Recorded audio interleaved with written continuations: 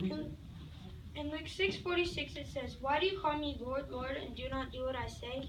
I don't know about you, but I want to do what the Lord tells me. I want to follow His will."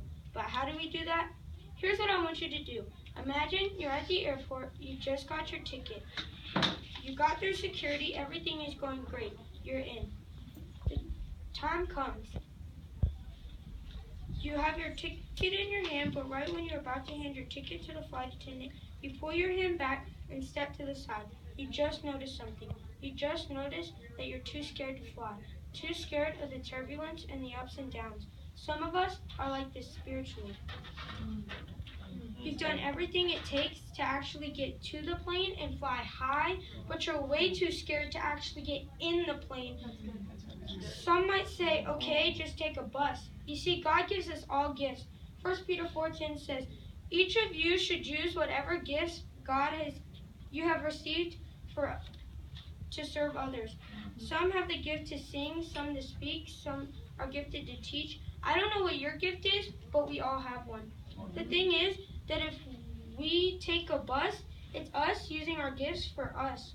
When you are on a bus, you are only getting by. You never reach your full potential because the bus was never meant to get off the ground. But when we fly, we use our gifts for God. And when we use our gifts for God, He takes us to places we have never dreamt of going. You see, the world wants you to only worry about you. God wants you to live a life not only for Him, but for others. Yes. That's the only way you will ever truly live, because the only thing that a worldly life leads to is death. Now understand this. The world wants you to live religiously. Christianity is a religion. Christianity is a religion. But being a disciple is about relationship.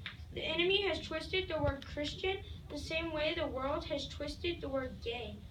Christianity used to mean disciple. It used to mean as someone that loved, the same way that gay used to mean happy. But now when someone hears the word Christian, their mind is flooded with words like hater, judger, hypocrite. The same way gay is now meant to identify people who struggle with their sexuality. People call Christians bigots while calling Caitlyn Jenner hero. God has called us to change that. God has called His church to get off the bus and stop just getting by and start getting on the plane and flying high. Because in the air is where revival is. In the air is where healing is. In the air is where God's will for our lives is. Before we can ever soar high, there are a few things we must do first. First, before you get on the plane, you have to check in your baggage. Yes. So before God can use us to soar high, we have to give Him our baggage. Psalms 55:22 says, "Cast your burden on the Lord, and He will sustain you." When I say baggage, I'm talking about your pride, lust, addiction, anything that will hold you down. You see, the reason they take your bags before the flight is because they know how to handle your baggage. The same is with God. He will take what the enemy thought was your disadvantage and make it work for your advantage. Which brings me to my second point. Once you're on the plane, remember the perspective. God will begin to give you clarity and wisdom to navigate whatever it is that you are going through in life.